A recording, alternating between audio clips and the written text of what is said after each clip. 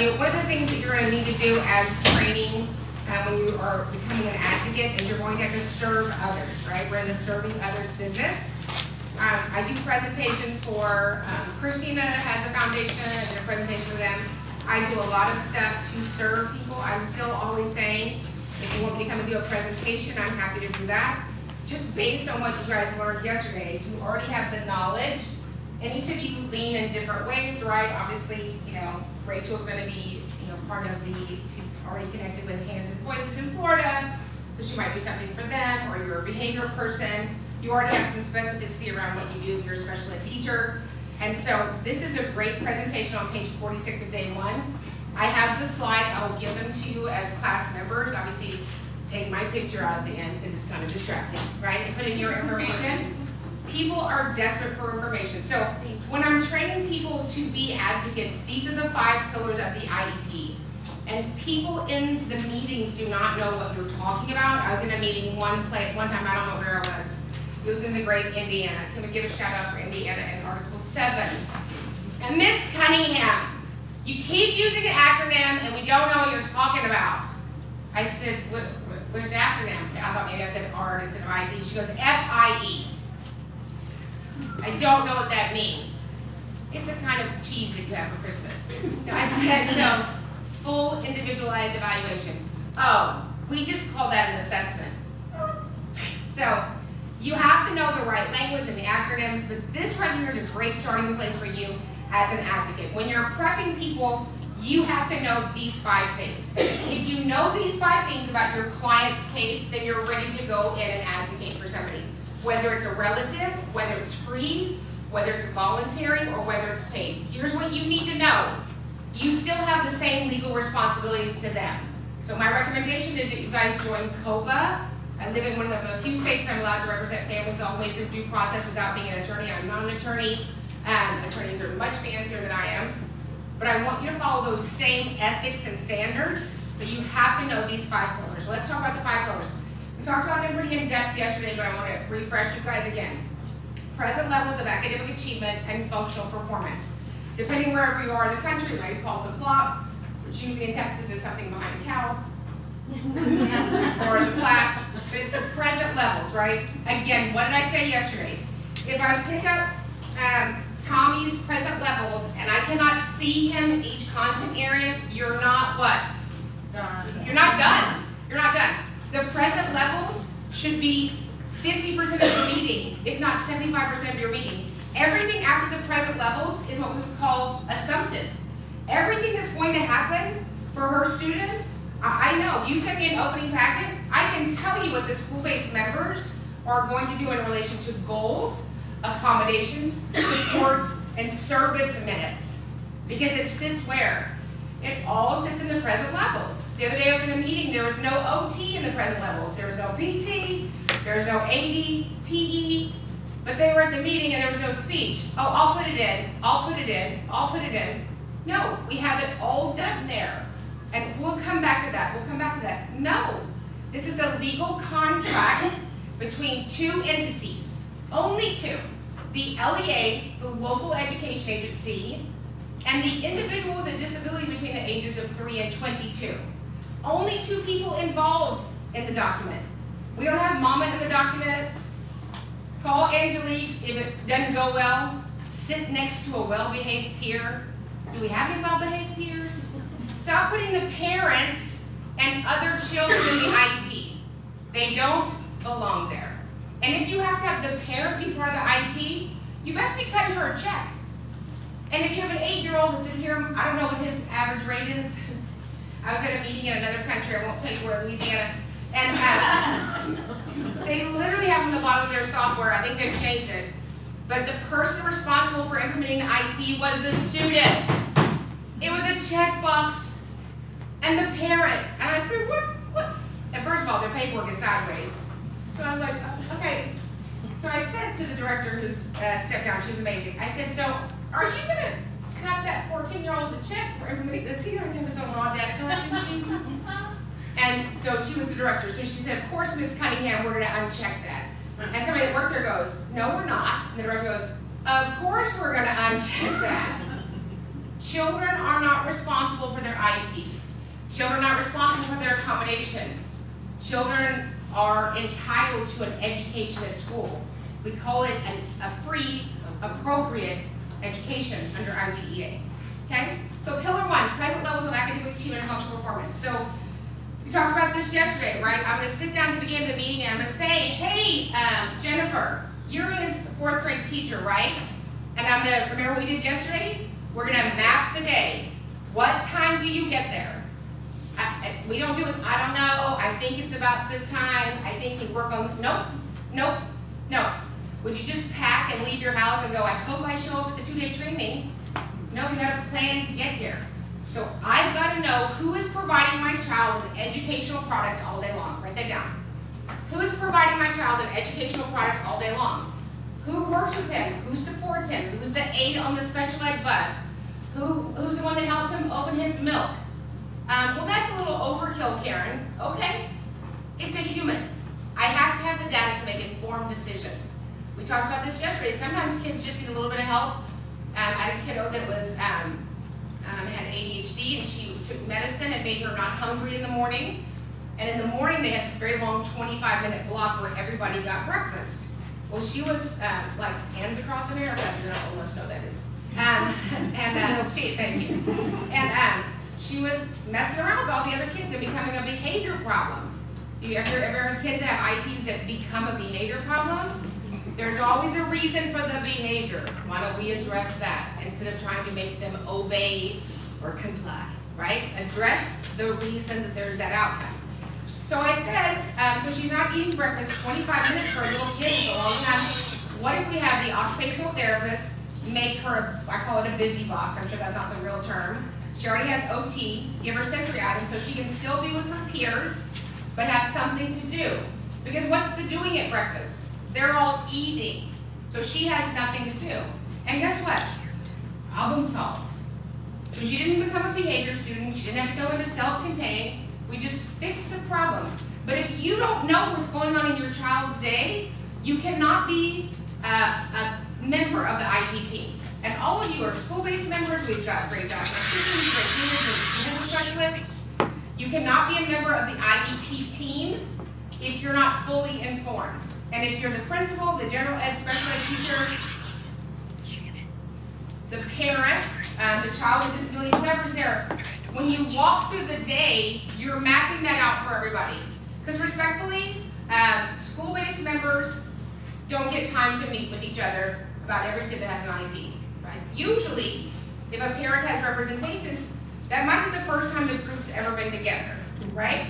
And so my job as training advocates is our job is to serve people, not to get you, right? That is goofy. If you're a get you advocate, go on now. That's what we say in Texas. Get. I'm not interested in that. Our job is to serve and build services for students because we support each other with information and data that's meaningful to help a student, right? So I'm going to walk through that day, and as I'm walking through that day, I'm then what? People at the table are getting a sense of who he is, right? So I'm going to say, Jennifer, you have Billy in math, right? He loves math at home. Do you still see that during math class? And Jennifer's going to agree with me. Now, Jennifer's principal jumps in and starts talking for Jennifer. I'm going to stop that.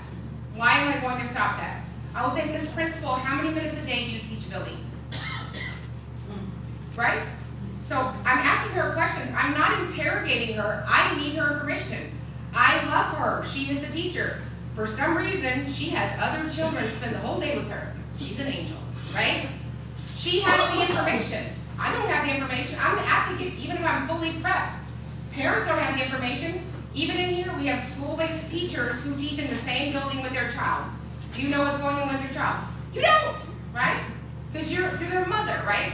So I'm having a conversation. So Jennifer, I noticed when we read with him at home, he throws his paper, his books on the floor after about 5 minutes. Are you still seeing that? Yes. Yeah.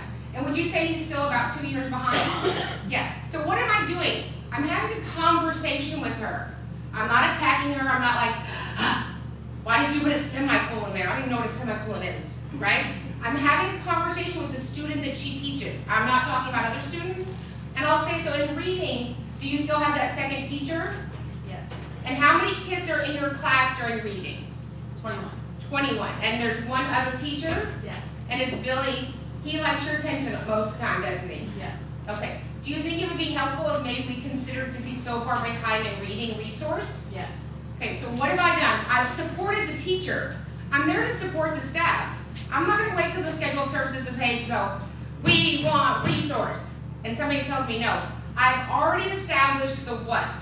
The need, right? If I don't know what the need is, then I don't get goals, I don't get accommodations, I sure don't get least restrictive environment, and I don't know how to properly populate the schedule of services page. Everything good and right happens in the present levels. Write that down. Everything good and right happens in the present levels. Your present levels are awful. They're awful. If I get a client and I do about 500 IPs a year, I will say to, and we have clients from I think 6 or 7 states here, right? People. The first thing I say to them on the phone, because I'm all about not hurting people's feelings, even if they're teachers. Can I get an amen for the teachers in here, right? Amen. I'll say your paperwork's a train wreck, and they're like, whoa. It just is. If I pick up paperwork and I don't,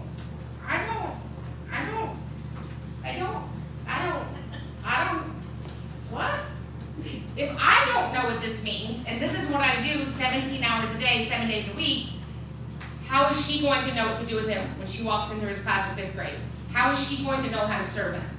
So this document has to be 3 P's: pristine, prescriptive, and, like my hair, puppy. Write that down. Your document has to be pristine, prescriptive, and puppy. Okay, so when you hand me an IEP that's 12 pages long, I'm going to make an unattractive face, right? That is not pristine, it's not prescriptive, and it's sure not puppy, okay? So the present level, so what goes in the present level? So I've charted out that whole day, I've talked to Jennifer, I've asked, is there trouble in the art class? Because usually in your present levels, you guys have stuff from electives? No, he's got a passing grade in there. I didn't ask you about his grade, okay? Does he go to art class? Yes. Does he have autism when he goes to art class, or he just leaves that in his cubby? And I don't say that, but do you have the disability the whole day? So the job of the present levels is very simple. To tell me how the student's disability impacts him across content areas, literally from bus to bus or bell to bell. Because our job is to write a document that serves any of those needs, behaviorally, functionally, emotionally, communicative, socially. But if I don't know what he looks like for 375 minutes a day, we're all guessing. Can we agree that guessing needs to stop in special ed? Okay? Because the guessing is handicapping our disabled children. And it's handicapping the teacher trying to serve him, because we just don't know. Okay? So we're going to write that out for the whole day. And we're going to say, is he rocking it out in science? Yes. And you don't know. She knows, because she teaches him. You don't know what's happening in band, but the band director does. Which is why I do all my meetings on Zoom. Because we can just have them, jump out of the spa day and jump onto Zoom. As soon as he gets out of the bathtub, have him jump on, right? I can share documents on the Zoom, right? That's why I like that model. So your present levels, as we talked about yesterday, I would also have the parents bring information, right? So the legal requirement under IDA, the Individual with Disabilities Education Act, says that parent concerns for enhancing the education of their child sits inside of the present levels. I could care less what your software says. Software is not under IDEA. And our software for special ed, can we all say it together like it's in the Old Testament? It's stated. Can we agree to that, right? So that goes into the present levels. Oh no, Mrs. Cunningham, we're going to put that in the deliberations. We're not. It goes in the present levels. Parent concern for enhancing the education of their child. Parents are the #1 stakeholder out of the 5 stakeholders. Case law would say they would be experts. So of course their information goes into the present levels. So that we can write an individualized education program to enable him to make progress in light of his unique circumstances, right? Okay? So the 2 things that I would add as an advocate is I would have the parents, I would say, Jennifer, if you could have Billy read on just a 3-minute video for me and then email it to me. Out of that, I'm going to measure how many WCBMs, his words correct per minute. I'm going to see if he has prosody and cadence. Is he reading fluently? And a little bit with autism, and he's wicked smart. But the mom said, he doesn't have any problems. And I said, let me check. Because I'm a committee of no one, but let me check, right? Because who's too close to the parents? What I teach you yesterday, who's too close? Who's too close to the kid? Parents. And who else? School. The parents at school? Y'all way too close. Me? I don't live with any of you. Okay? Well, not yet. Okay? So that's why an advocate who sits on the outside but has the ability to see the whole folder, from private therapists to what's going on with the divorce, to grandma just moved in, to one of the cats ran away, to they just lived through a flood. The advocate actually has the most information. Don't want to hurt anybody's feelings who lead the IP meeting, but a good advocate has the most information, right? So I'm going to have you do what we call a 3-minute cold read, and it's not standardized. I don't care about all that.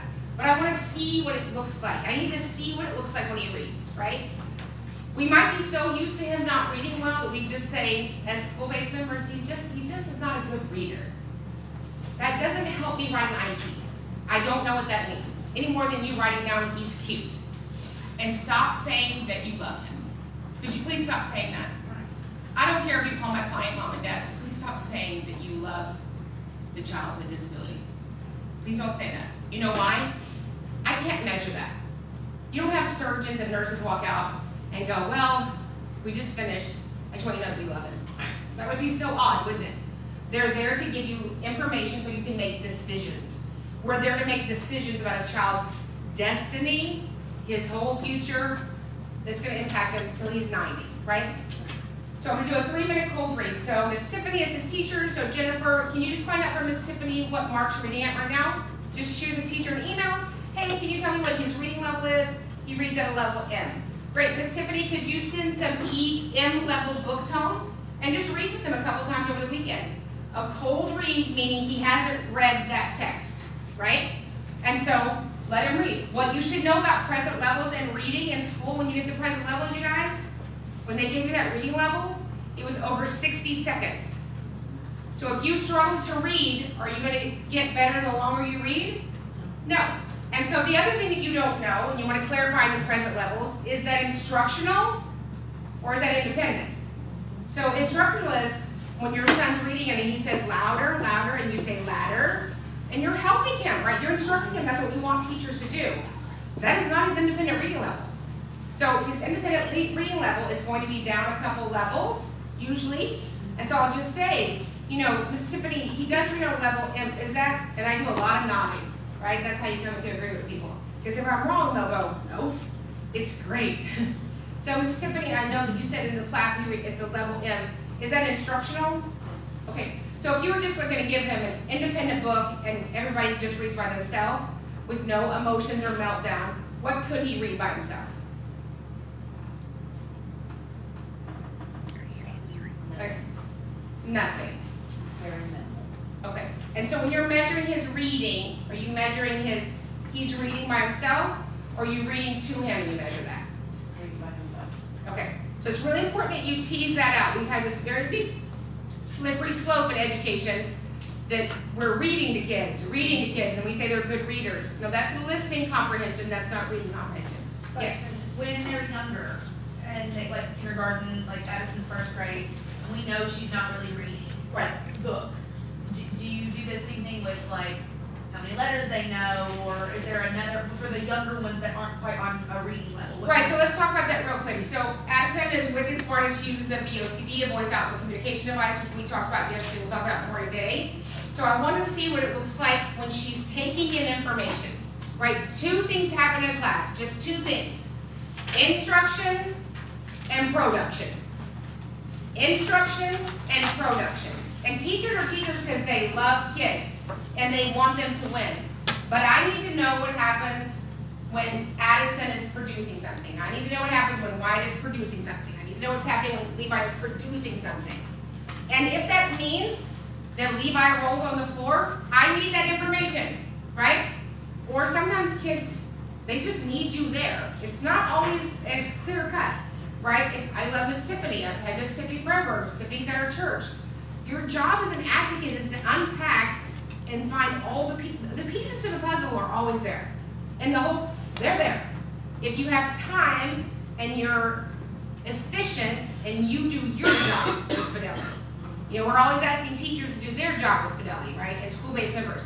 Advocates need to do their job with fidelity. You should be fully prepared as an advocate to write the entire IP when you walk in that meeting. I don't need help from anybody.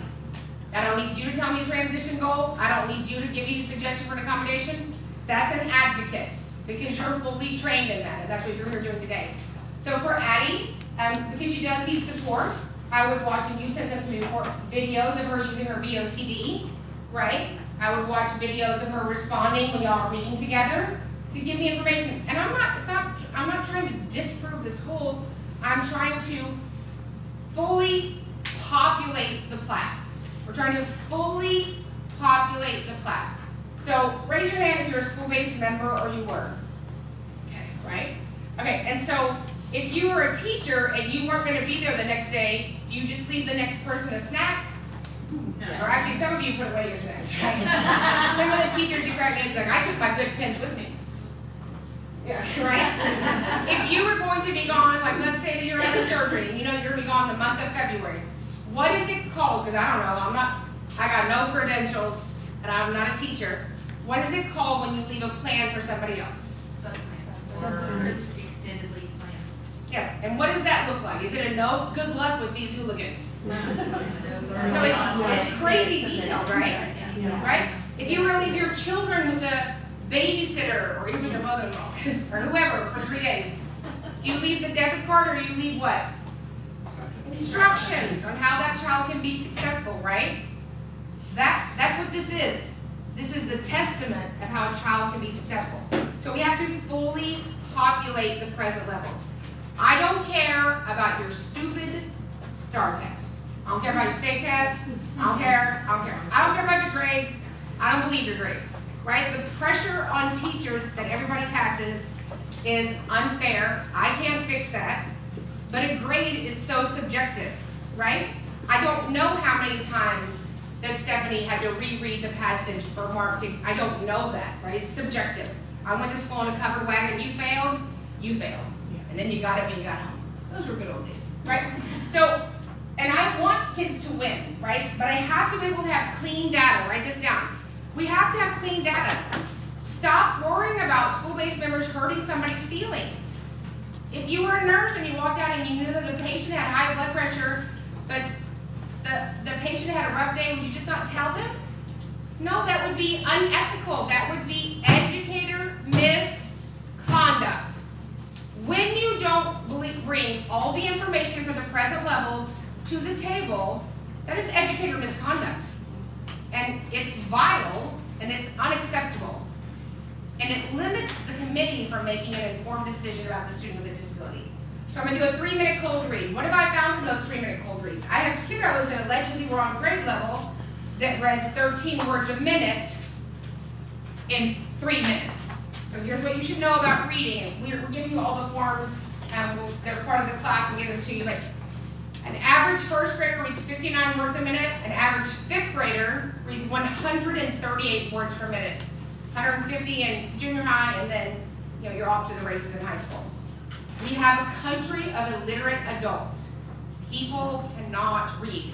For me, as an advocate, one of the biggest determinants that I can see when kids struggle with reading, and I'm not a reading specialist, is their fluency, right? Because I could have little Mark, he reads a 5th grade book, he's in 5th grade.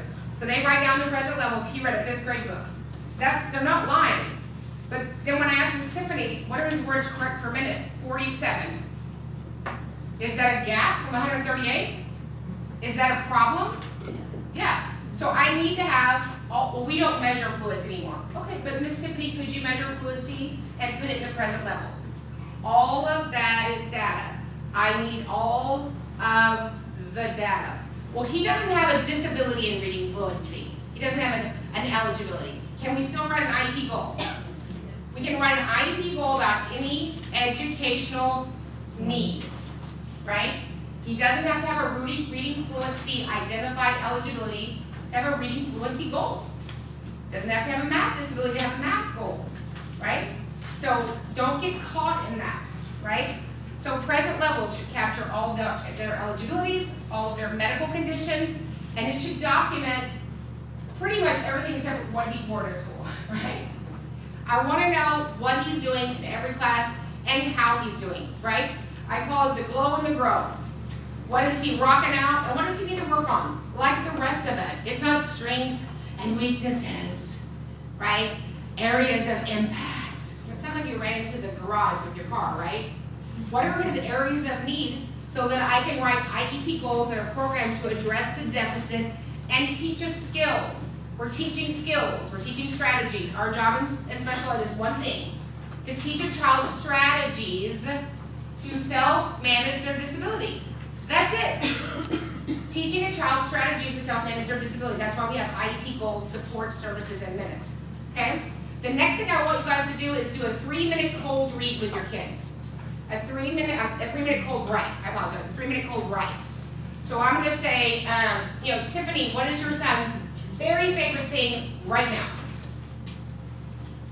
Star Wars. Star Wars. How many know what that is? Okay? So I'm going to say, Tiffany, we really don't. The only person that's never seen Star Wars, okay? So Tiffany this weekend, when everybody's happy and he's fed and everything's working out, so I want you to give him a nice pencil, his favorite paper, and I want you to say, hey, will you write for 3 minutes, Mom's going to record you about Star Wars, and tell Miss Karen how much you like about Star Wars. So I'm not doing a cognitive load, I'm not asking him to talk about genres, or mountains, or landforms. If I ever hear the word landform one more time. The only landforms I know are tablets and Starbucks. Two favorite landforms, right? So I'm not saying, could you please write a 4th grade level paragraph with beginning, middle, end. Just write about Star Wars. What am I going to see in that video? I'm going to see everything. I can see him processing what it takes to get down on paper.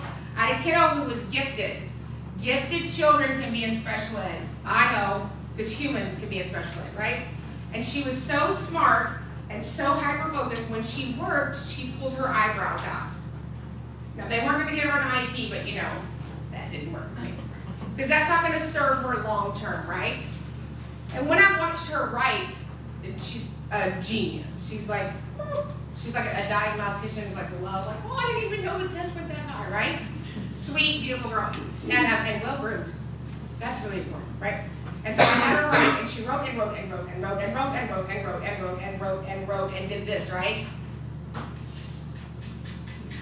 Because she is so smart, she wanted it what? Perfect. Is that a benefit? No. And after she wrote for 3 minutes, there were 7 words on the page. And she was upset. And it looked like she worked so hard. She was just, So we got her assistive technology and written expression. Does she have an academic deficit? No. She had a deficit, and it didn't show up in the cognitive profile. But her big brain, and when it came out the funnel of his arm, it was like click, click, click, right? So there's an identified deficit. She can't write in the expected range for her grade level. Does that make sense? So, but that did not show up. Like if my kid did that IQ test, I'd be like, oh, here's my kid's IQ, boom, right? But children, if they are really high in one area, it's in my experience, if you're really high cognitively, you might be struggling in communication and language. You're not just perfect in all areas. You're usually not an identified need, okay? So that 3-minute cold write. So what am I going to do with that at the meeting if I'm disagreeing with the IEP committee? Not that I've ever disagreed with the IEP committee. I've never disagreed with them. For some reason, they have disagreed with me. And you can ask any of my husbands. That's not a good idea, right? So, because we make decisions based on data. If you don't have the data, I don't believe you. If you don't have the data, then you can't back up what you say. Andrew F., March 22nd, 2017, the U.S. Supreme Court Justice said, a teacher's observation is an opinion that cannot be verified. Where is the data that supports your present levels? And you either got it or you don't. Good news is, if you don't get it, when can we expect that data collection to start? Right? We collect data. Everything we do in education, like in the whole world, is based on data. It should be, right? So what are those present levels? So in the meeting, this little girl that read 13 words per minute, I said that she read 13 words per minute, and I'm usually a pretty good speaker, and people can hear me for several counties, but for, serious ma'am. But then they kept telling me that she run on grade level. I said she doesn't. And I finally had to say at the meeting, Ella is illiterate. And while I talk a lot on social media, I actually don't do a lot of talking in meetings. Because I'm not trying to convince you of anything. The data doesn't need convincing. It's the truth, right? The truth doesn't need convincing. When there's a lot of convincing going on, I'm greatly concerned that there's no truth. And they were like, no, she's on grade level, she's on grade level, she's on grade level. I said, so great. So I'm gonna play the audio of this. No, no, oh, no, no, no, no, no, no, no, no, no. I said, oh no, oh yeah, oh yeah. And guess what, I played it. It was, and I didn't cry out, right? It was hard to listen to, even talk about it. And I played it for 3 minutes. If you've ever listened to a child read it 13 words per minute, and all 75 people in the IEP, because when I show up, they bring the whole football team. Cheerleaders, it's fantastic. As an IEP one time, I turned it on, I didn't even know I was like, wow, it's more people than my first wedding. You can say that, write that down, okay? And at the end of it, I said, she needs to be immediately pulled from Jenna and put in resource. And the principal said, okay, fine. Now I'm gonna have to move my staff around. She did not say, you're wrong. Nobody said, that's not Ella. Fine, I'll have to move some people around, okay? So the data drives everything. You have to have it. School-based members are buried. They may have the data, they may not have the data. So you better show up as the parent and the advocate with the data that supports your position.